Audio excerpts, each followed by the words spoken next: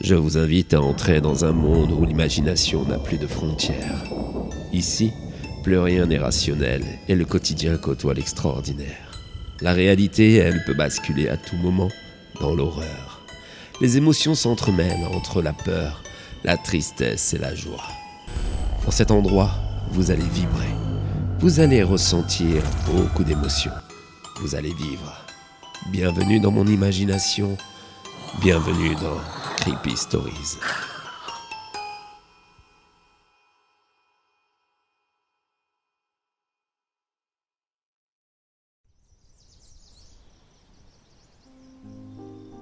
Un champ de fleurs colorées, quelques papillons virevoltants, un soleil brillant et un magnifique arbre au beau milieu de ce paysage bucolique.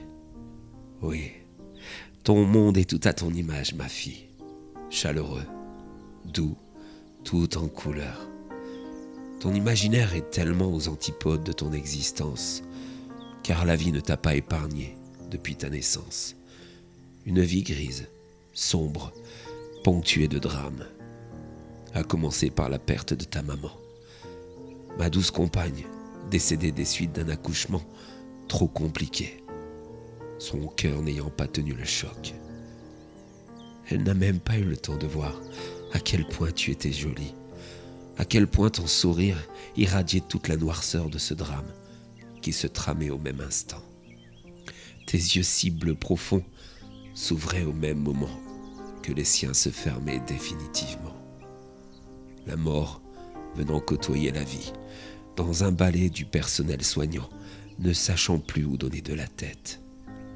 Et moi, ton père, assistant impuissant, au beau milieu, prenant conscience que je perdais celle que j'aimais le plus au monde, au même instant que je découvrais l'intensité de la paternité. Une main serrant celle de ma bien-aimée morte, tout en te tenant dans mes bras, symbole d'une vie qui commençait. Oui, ton entrée dans ce monde ne s'est pas faite sans douleur. Et très vite, il a fallu se remettre pour mieux t'apporter tout ce dont tu avais besoin.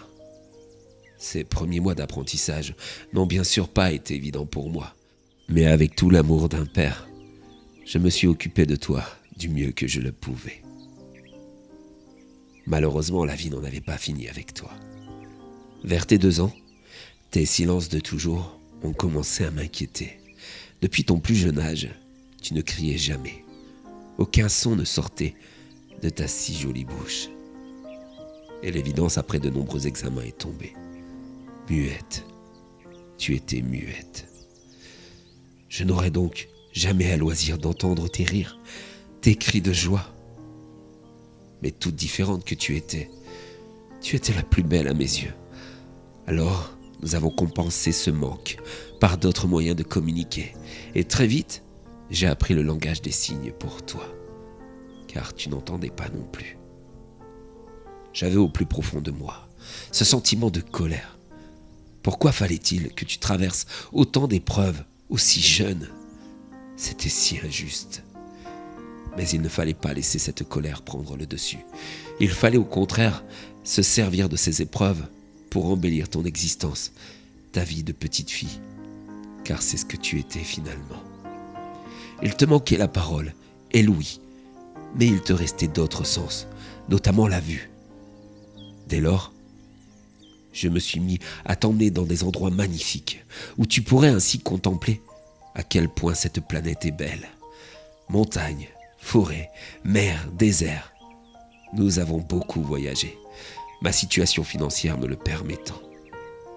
Tes grands-parents aimants m'avaient légué une somme assez confortable pour me permettre de m'occuper de toi sans travailler. Tout ne pouvait pas être sombre non plus, fort heureusement.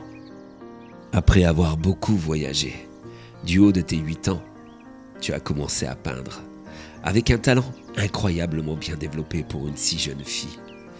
Tu as ainsi commencé très jeune à te créer ton propre monde imaginaire, coloré, chaleureux, pour échapper à la noirceur de la réalité.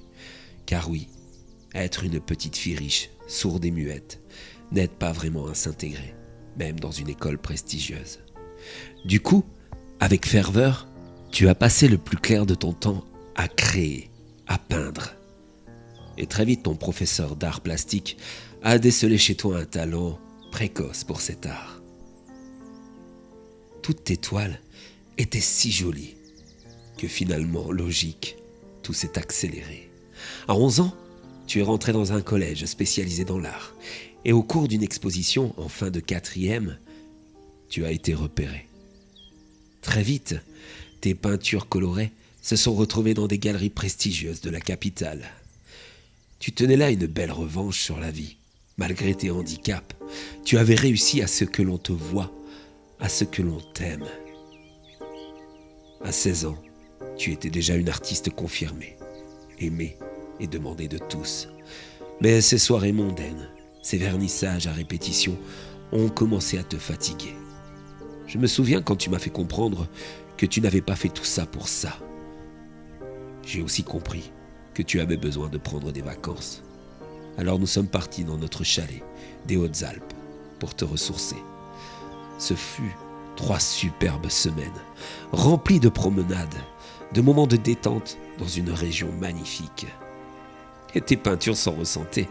Elles étaient encore plus splendides que d'habitude. Surtout celles que tu as peintes ce matin-là. Un paysage somptueux, un champ de fleurs avec un arbre au milieu, des papillons et des rayons de soleil. Je me souviens que celle-ci, tu as tout de suite voulu la garder. Tu m'as dit qu'elle représentait ton paradis, ton monde à toi. Après ces congés bien mérités, nous sommes rentrés, gonflés à bloc, et tu as repris le chemin de ton atelier. Bientôt, tu faisais la une des revues spécialisées de l'art. Les plus grands s'arrachaient tes toiles à des prix exorbitants. Tu ne comprenais pas cet engouement, mais tes toiles étaient si belles. Comme toi d'ailleurs. Parce que oui, la petite fille avait bien grandi. Elle avait fait place à une jolie jeune femme. Je n'avais pas remarqué ça. Le regard d'un père n'est pas conçu pour voir ce genre de détails. Pour moi, tu étais toujours ma petite fille. Mais pour les autres hommes, tu étais bien trop belle, bien trop riche, bien trop désirable. Je n'ai pas vu le regard lubrique de ce vieux pervers, ce directeur d'une galerie d'art new-yorkaise. Je n'ai pas pu décrypter chacun de ses gestes déplacés. Autant de prémices pour la finalité d'un acte cruel. Je n'ai pas su te mettre en garde. Je n'ai pas su te protéger. On a retrouvé ton corps meurtri dans un vieux hangar à une 60 km de là où je t'avais déposé. Tu portais les stigmates d'un viol avec coups et mutilation. Ce vieux pervers s'était bien défoulé sur toi. Je n'ose imaginer ce que tu as enduré. Et tu n'as même pas pu crier pour appeler à l'aide. Conformément à ce que tu m'avais dit lors d'un de nos échanges, je t'ai fait incinérer et j'ai mis tes cendres dans une jolie urne dans le grand salon. Puis, avec disons beaucoup d'argent et des connaissances pas très catholiques, je me suis arrangé pour faire capturer ton violeur, ton tueur. Et je m'en suis occupé. Je l'ai blessé à tant d'endroits de son corps, afin qu'il saigne abondamment de chacune de ses entailles. Puis avec une certaine satisfaction, je l'ai jeté dans un grand aquarium rempli de piranhas. J'ai vu ce corps se faire déchiqueter petit à petit par ces charmants poissons aux dents aussi coupantes que des lames de rasoir. Contrairement à toi, je peux t'assurer que lui, il a crié.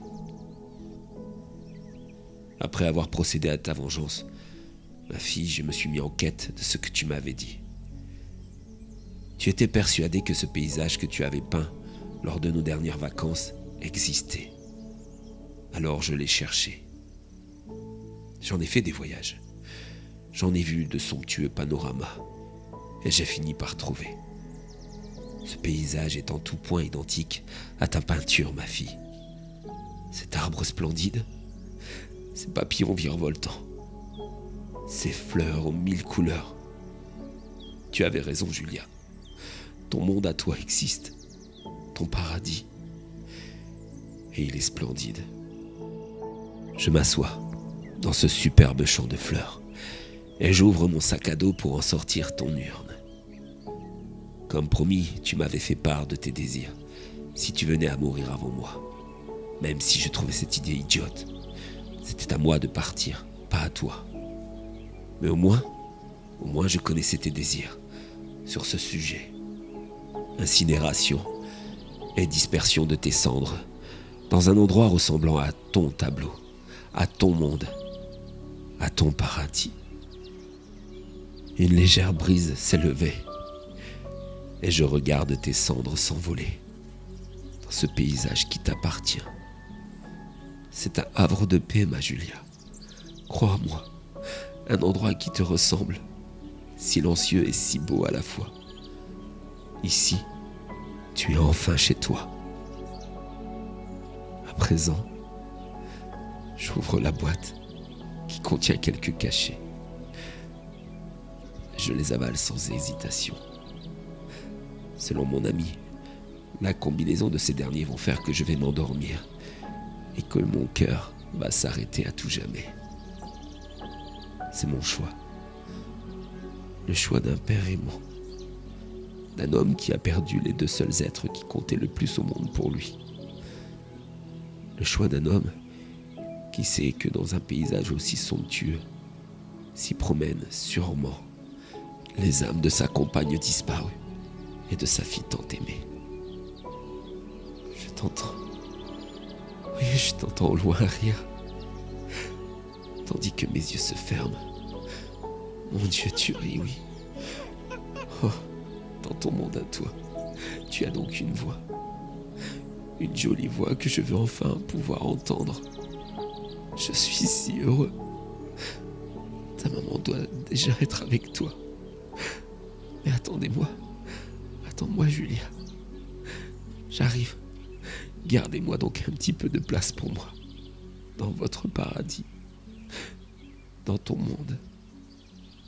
Dans le monde de Julia.